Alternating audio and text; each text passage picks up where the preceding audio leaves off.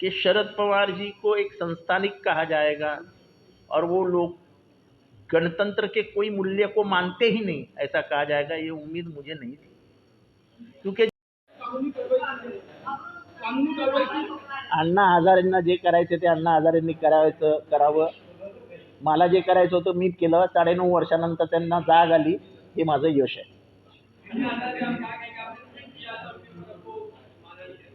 वो मुझे कोर्ट में खींचे, कहीं पे भी खींचे, मुझे कोई फर्क नहीं पड़ता, मैं लड़ूंगा.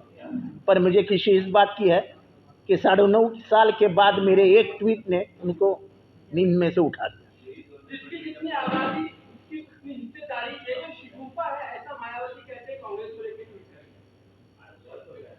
जिसकी जितनी संख्या भारी उसकी उतनी जिम्मेवारी, ये काशीराम जी का नारा था और वो नारा बिल्कुल सही है. अगर 85% पॉपुलेशन बिहार में बैकवर्ड क्लास है तो हम क्यों ना हमारा अधिकार मांगे. हमारा अधिकार है, शिक्षण में हमें अधिकार मिलना चाहिए, हमें काम में हमारा अधिकार मिलना चाहिए. हमको 50 में समेट के हमको दबोचा क्यों जाता है. नहीं नहीं, मेरे को मायावती जी क्या करती, बड़ी बड़ी नेता है भाई. हम कहाँ, हम अपने उसूलों पे, अपने पिछड़ों के प्यार के लिए लड़ते रहते हैं. उसका फायदा मुझे तो कोई है नहीं. ना मेरा बेटा है ना मेरी बेटी है, सब पढ़ के लिख के सब हो गया, अभी कुछ लेना देना नहीं है रिजर्वेशन से. लेकिन जो बच्चे मेरे आंखों के सामने दिखते कि जो अभी खासगीकरण जो हो रहा है स्कूलों का, उससे उससे वो जिंदगी में पढ़ाई नहीं कर सकेंगे. इस देश में एक नया वर्ग तैयार होगा जो अशिक्षितों का रहेगा और शिक्षित लोगों का रहेगा, अमीरों का रहेगा और गरीबों का रहेगा.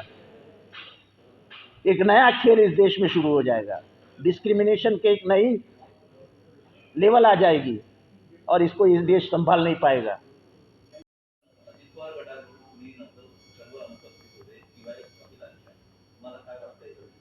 अरे मला काही वाटत नाही हो. मला काय वाटायचं पुढे या नाही तर नका. त्याच्याने मला काय फरक पडतो. प्रश्न एवढाच आहे, तुमचा वकील तुम्हाला विचारल्याशिवाय बोलतो का.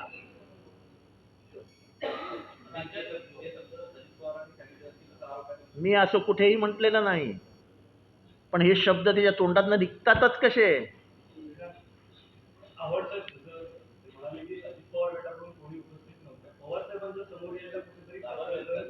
मला त्याच्याशीही काही घेणं देणं नाही. नुसतं दाखवायचं आणि बाजूला जाऊन भलतंच करायचं, त्याच्यापेक्षा दाखवू नका ना.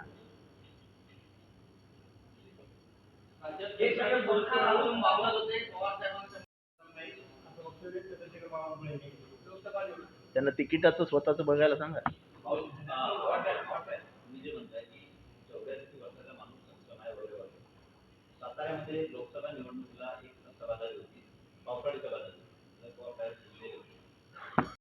नाही आहे, मी आधीच सांगितलेलं आहे तुम्हाला.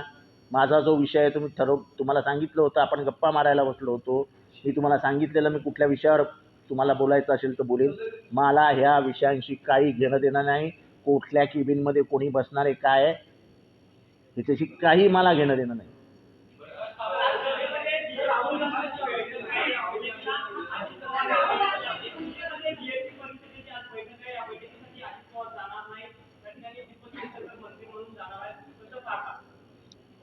मला काय करायचंय. त्यांना ते महत्वाचं वाटत नसेल तर ते त्यांना विचारा ना. मला काय माहिती ते का जाणार नाही.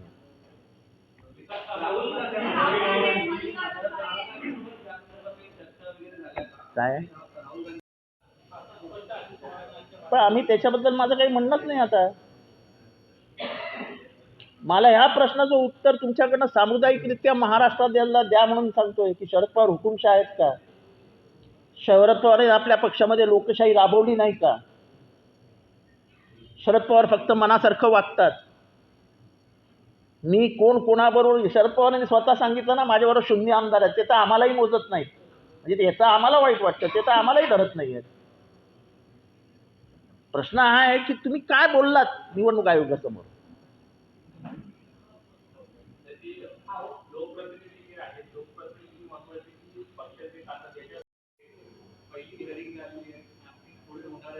अजून खूप हिअरिंग होतील. हे काय पहिल्या हिअरिंगमध्ये किंवा 2 हिअरिंगमध्ये संपणारं प्रकरण नाही आहे. अजून खूप हिअरिंग होतील. पण तुम्ही शरद पवारांना इलेक्शन कमिशनच्या दारावर नेलं, त्यांना तिथे बसायला लावलं. तुमच्या वकिलांनी त्यांच्यासमोर हे सगळे उद्गार काढले. तुमच्या मनाला स्वतःला रात्री हेचं उत्तर शोधावं लागेल, आपण काय करून बसलो आहोत. तुमची बाजू निवडणूक आयोगामध्ये जास्त पुरावे जे आहेत ते अधिकाऱ्या गटाकडून देण्यात आले अशी माहिती मिळते आणि जे काही शिवसेनेबाबत घडलं ते राष्ट्रवादीबाबतही घडेल असंही नाही, मग काय घडेल काय घडणार नाही ही आता निवडणूक आयोगासमोर होणारी लढाई आहे. प्रारंभी बोलताना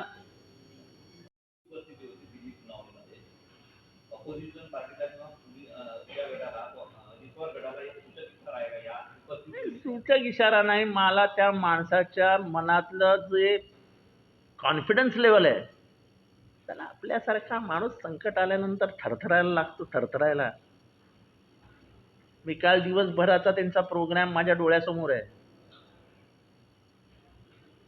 1 मिनिटाची विश्रांती घेतली नाही त्यांनी. 1 मिनिटाची.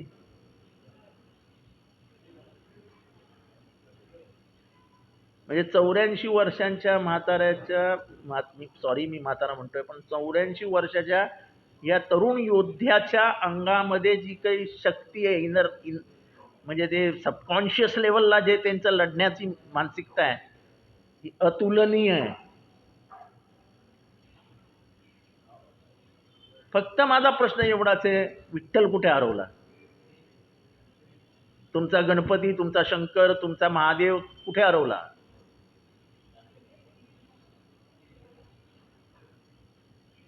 लढाई जिंकायचीच होती, तर त्यांच्यावरती हे घाणेरडे आरोप कशाला करायचे होते? बस माझं एवढंच म्हणणं आहे. बाकी मला काहीही याच्यात कोण कोणाच्या गटात आणि कोण कोणाला पाठिंबा देतं आता हे दूरची गोष्ट आहे.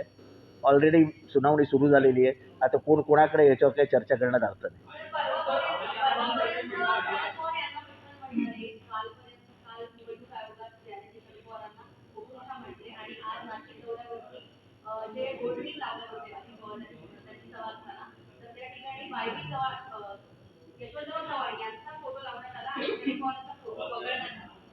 अरे आता फोटो कोणाचा वगळा, नका वगळू. आता तुम्ही त्यांना विठ्ठल म्हणा, गणपती म्हणा, शंकर म्हणा, महादेव म्हणा, महाकालेश्वर म्हणा, काही म्हणा. तुमच्या मनातले शब्द इलेक्शन कमिशन समोर आले. तुमचा वकील जेव्हा बोलतो, तो वकील त्याला जे ब्रीफ केलं जातं ते बोलतो. त्याला तुम्ही ब्रीफ केलंच ना, की कधी काय मानलंच नाही, त्यांनी निवडणुका घेतल्याच नाहीत, राज्याच्या निवडणुका घेतल्याच नाही, हे घेतलं नाही, ते घेतलं नाही, कधी कुठल्या जिल्ह्याच्या निवडणुका घेतल्या नाही, कधी राष्ट्रामध्ये हे केलं नाही. ह्याच्या आधी पण बोलले ना, विदर्भामध्ये पक्ष वाढू दिला नाही, आम्हाला कधी स्वातंत्र्यच मिळालं नाही.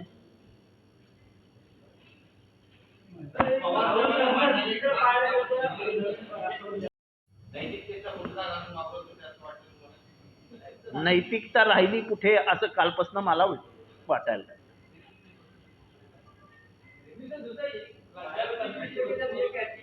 कंत्राटी पद्धतीच्या विरोधात आम्ही आहोत. तुम्ही तुमच्या मनातला जो भाव आहे की इथल्या मागासवर्गीयांना काही मिळूच नाही, ही जी तुमची पहिल्यापासूनची मानसिकता आहे, ती मानसिकता अंमलात कशी आणायची याचा जर विचार केला तर फक्त ती आपल्याला कॉन्ट्रॅक्च्युअल रेबलच्या मार्फत आणता येईल. हे ओळखल्यामुळे तुम्ही कॉन्ट्रॅक्च्युअल रेबल आणता आहात. आणि मी सांगतो, आम्हाला द्या सत्ता, आम्ही उभ्या आयुष्यात कॉन्ट्रॅक्च्युअल लेबर घेणार नाही. आणि खरंच जिथे सत्ता गरज आहे कामगारांची, ते सगळे कामगार भरून तुम्ही इंजिनियर्स कॉन्ट्रॅक्च्युअल बेसिसवर घेताय. म्हणजे उद्या एखादा ब्रिज पडला त्याचं रिस्पॉन्सिबिलिटी कशी फिक्स करणार तुम्ही? कुठल्याही शासकीय कामामध्ये रिस्पॉन्सिबिलिटी फिक्स करावी लागते की नाही? आता हॉस्पिटलमध्ये मरतायत, उद्या जर कॉन्ट्रॅक्टचे डॉक्टर असतील तर कोणावर रिस्पॉन्सिबिलिटी फिक्स करणार तुम्ही? आणि तुम्ही फक्त वाकोडेला सस्पेंड करता नांदेडच्या, आणि मग ठाण्यामध्ये झालं त्याला का नाही सस्पेंड केलं आजपर्यंत? का वाकोडे गरीब आहे म्हणून? वाकोडे मागासवर्गीय आहे म्हणून? हे काय लोकांना समजत ना असं वाटतं का तुम्हाला? बाकीच्या डीन्सला का नाही सस्पेंड केलंय जिथे जे जे मृत्यू झाले तिथे तिथे? आमच्या ठाण्यामध्ये पहिल्यांदा झाला, 4 दिवस मी बोंबाबोंब करत होतो. ऑर्थोपेडिक सर्जन तुम्ही डीन म्हणून ठेवला होता, ऑर्थोपेडिक सर्जन. काय वाटलं नाही तुम्हाला तेव्हा? तुम्ही वाकोडेला सस्पेंड करून टाकता?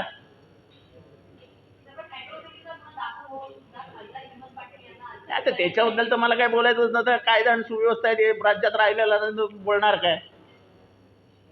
आमच्या बरोबरच्या पोरांना तुम्ही तडीपार करणार, 2 गुन्हे असताना गावाच्या बाहेर 6-6 महिने राहायला लावणार, त्यांच्या घरची परिस्थिती बिघडते, त्यांच्या आईला हार्ट अटॅक येतो का? तर फक्त ते तुमचे राजकीय विरोधक आहेत म्हणून तुम्ही त्यांना तडीपारीच्या नोटीस देत असतात. पोलीस तर गुलामासारखेच वागतात. 2 गुन्ह्यांवर कधी कोणी तडीपारी केली आहे काय? आणि तेही गुन्हे काय? तर पोस्टर लावलं, हा गुन्हा आहे काय? काय बोलायचं? ठीक आहे, जाऊ द्या. मला जेवढं बोलायचं होतं तेवढं बोललं. जय हिंद, जय महाराष्ट्र. काहीही चर्चा झाली नाही आणि एवढं महत्त्वाचं डिस्कशन असतं तर कदाचित त्या बैठकीत मी नसतो. मी ज्या अर्थी तिथे होतो त्या अर्थी तिथे इन्फॉर्मल डिस्कशन झालं. मला ते शेतकरी कांदा मारतायत का बटाटा मारतायत का काय मारतायत याच्याशी काही मला माहिती नाही. मी सकाळपासून काही वाचलेलं नाही, ऐकलेलं नाही. मी डायरेक्ट घरातनं निघालो. तुमचा एक पत्रकार बंधू परवा ॲक्सिडेंटमध्ये सिरियस जखमी झालेला होता, त्याला हॉस्पिटलमध्ये ठेवण्यात आलेलं होतं. आज तो शुद्धीत आला. त्याची माहिती घेण्यासाठी डॉक्टरकडे गेलो आणि त्या डॉक्टरकडनं काही कॅन्सरची पोरं अख्ख्या भारतातनं बोलवली होती आम्ही. आज आमच्या एका कार्यकर्त्याचा वाढदिवस होता म्हणून त्या कॅन्सरच्या मुलांना भेटलो आणि मी डायरेक्ट तिथे तुमच्याशी बोलायला आलो.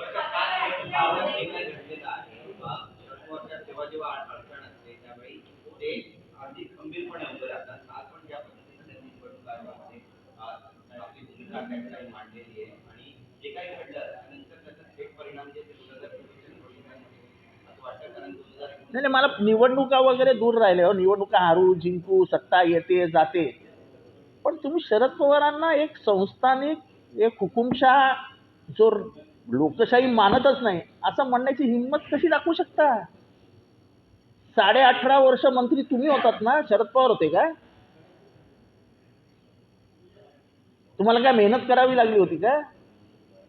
की शरद पवारांच्या घराच्या बाहेर 10 तास उभे आहेत?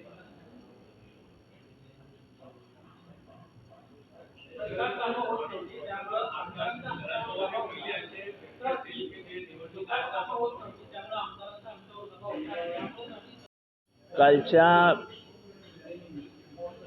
निवडणूक आयोगामध्ये झालेल्या वादविवादाविषयी अभिषेक मनु संघवी यांनी सविस्तररित्या काल आपल्याला माहिती दिलेली आहे.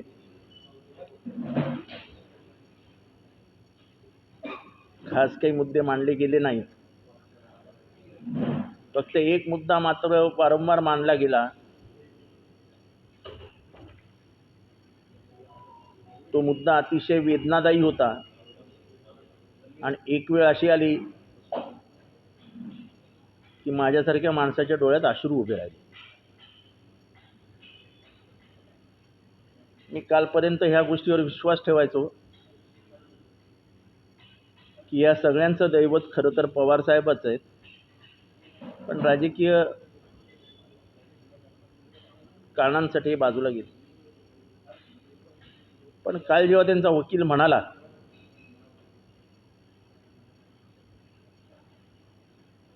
की Sharad Pawar used to run his party like a fiefdom. फिफ्डमचा अर्थ संस्थान. एका संस्थानिकासारखे ते पक्ष चालवायचे. and he never bothered about democratic principles or he never behaved democratically.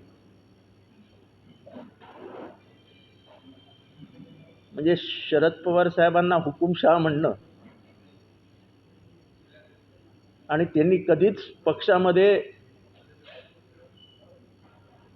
लोकशाही पद्धतीने ते वागलेच नाही आरोप मला वाटतं कालपर्यंत जे विठ्ठल म्हणत होते,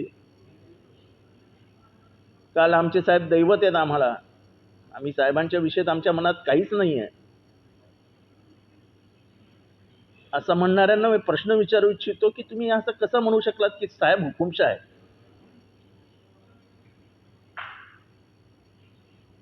साहेब लोकशाही न मानणारे आहेत, हे तुमचे वकील कसे काय म्हणू शकले? साहेब स्वतः 2 तास निवडणूक आयोगाच्या ऑफिसमध्ये बसून होते, सुनावणी ऐकत होते. ठीक आहे, साहेब बोलून दाखवत नसतील, पण त्यांनाही कुठेतरी एक भावनिक हल्ला झाल्यासारखं वाटलं की ज्या माणसाने आयुष्यभर लोकशाही मूल्यांचा आदर केला, मुख्यमंत्री पदाचा राजीनामा दिल्यानंतर 1 तासही ते कधी त्या घरात राहिले नाहीत.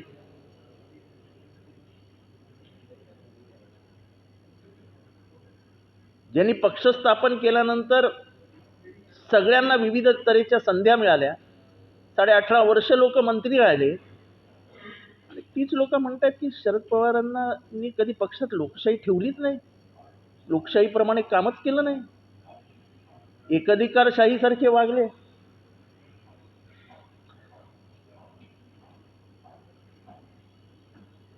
हुकुमशहासारखी, म्हणजे मला त्या वकिलाचं बोलणं ऐकून असं वाटलं की कशासाठी लढतोय आपण? कुठली नीती, कुठली मूल्य? म्हणजे हे घरात बसल्यानंतर यांना फोन येणार की तुम्हाला अमुक अमुक मंत्री केलेलं आहे, जा शपथविधी करा. या सगळ्या त्यांच्या भावनिक स्वातंत्र्याचा काय फळ मिळालं त्यांना? तर ते हुकुमशाह आहेत. मला महाराष्ट्रातल्या एका माणसाला हे वाक्य पटतंय का सांगावं की शरद पवार हुकुमशहासारखे वागतात आणि त्यांनी पक्षामध्ये लोकशाही जिवंत ठेवली नाही? एवढंच होतं तर मग शरद पवारांना सोडून जायचं होतं आणि सांगायचं होतं, साहेब तुम्ही लोकशाहीवादी नाही आहात, आम्हाला तुमच्या पक्षात राहायचं नाही आहे, आम्ही स्वतंत्र पक्ष काढतो आणि स्वतंत्ररित्या आम्ही हा पक्ष चालवतो. त्यांच्या हातातलं बाळ आता वाढल्यासारखं झालंय, मोठं होतंय, ते झाड तुम्ही उपटून फेकण्याचा प्रयत्न करताय, त्यांच्या हातातनं घेण्याचा प्रयत्न करताय. तोपर्यंत ठीक आहे, चला समजू शकतो राजकारण आहे, पण काल जे काय तिथे बोलण्यात आलं वकिलांमार्फत ते मात्र सहन न होणार होतं. आणि इतकं असंवेदनशील होणं हे ज्यांनी त्यांच्याकडनं सगळं घेतलं त्यांना शोभत नाही. मनु संघवी यांनी काही मृत इस्मांचे ॲफिडेव्हिट्स दाखल झालेत असा उल्लेख केला. आता हे पुरावे वगैरे नंतर सादर केले जातील, त्याच्यात काही हे नाही आहे. प्रश्न टेक्निकॅलिटीजचा नाही आहे, प्रश्न लिगॅलिटीजचा नाही आहे, प्रश्न संवेदनशीलतेचा आहे की ज्या माणसाने तुम्हाला अंगाई गीत गाडून वाढवलं, तुमच्या प्रत्येक प्रसंगात जो माणूस पहाडासारखा तुमच्या मागे उभा राहिला,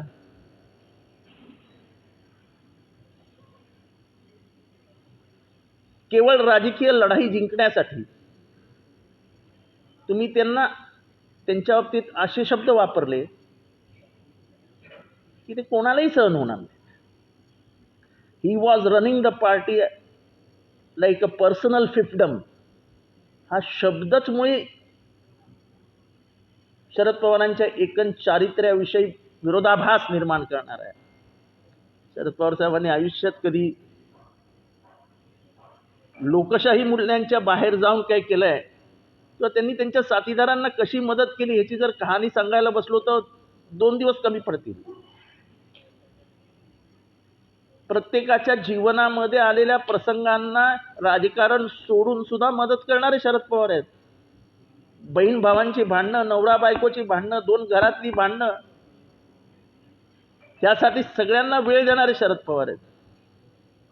महाराष्ट्रातले अनेक व्यापारी कुटुंब आहेत की त्यांच्या घरामध्ये तह काही वादावाद झाल्यानंतर तह करण्यासाठी शरद पवारांना निवडलं जातं.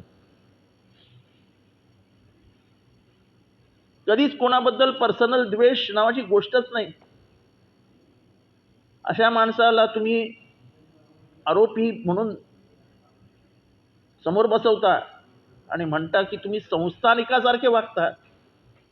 तो माणूस आयुष्यभर राजा राजवाड्यांच्या विरोधात राहिला. आयुष्यभर या तत्वांना महत्त्व देत गेला की सर्वसामान्य माणसाला ताकद मिळाली पाहिजे, सर्वसामान्य माणूस वरती गेला पाहिजे, स्त्रियांना अधिकार दिले, मंडळ आयोग आणला, बाबासाहेब आंबेडकरांचं नाव दिलं, ज्याच्यामुळे सत्ता गेली, पण कधीही त्या गोष्टींचं दुःख व्यक्त केलं नाही. हे मूळ मुद्दे आहेत आणि हे आपण केलंच पाहिजे ही त्यांची भावना आहे.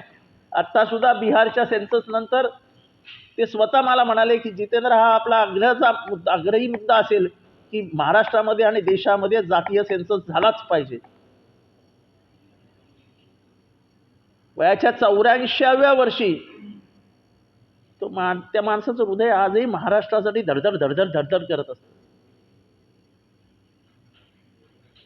त्याच्याबद्दल कालचे उद्गार हे दुर्दैवी होते, अनाकलनीय होते. आणि आपण आपल्या वकिलांनी आपल्याला काय ब्रीफिंग केलं, आपण आपल्या वकिलाला काय सांगितलं हे मला माहीत नाही, पण कमीत कमी ह्याच्यापुढे तुमचा वकील हे बोलणार नाही याची काळजी घ्या. ते जे मांडतायत ते त्यांच्याकडे मांडायला मुद्दे कमी असल्यामुळे ते ऑर्गनायझेशनल सपोर्ट ह्याच्यावर बोलायलाच तयार नाहीत. ते फक्त आमदार आणि त्याहीपेक्षा ते म्हणाले की आमदारांना झालेलं मतदान हे गृहीत धरायला पाहिजे पक्ष. म्हणजे आता पक्षाला दिलेलं मतदान हे कदाचित मला मिळालेलं मतदान हे राष्ट्रवादीचंच मतदान आहे, मी असं अजिबात मानत नाही. मी हे स्वतः सांगतो की मला मिळालेलं मतदानामध्ये खूप मतदान आहे जितेंद्र आव्हाड या नावाला मिळालेलं मतदान आहे, हे मी आत्ता सांगतो इथे. त्यामुळे मिळालेल्या मतदानाच्या जीवावरती पक्ष ठरवावेत असं जर झालं तर भलंच झालं. मग जे हरले त्यांच्या लोकांनी मतदान केलं ते काही वेडे होते? जर तुम्हाला ते शाणे वाटतात जे तुम्हाला निवडून आणतात, निवडून आलात म्हणजे पराभूत झाले, त्या लोकांना काहीच किंमत नाही लोकशाहीमध्ये. आमचा युक्तिवाद अजून झालेलाच नाही साहेब.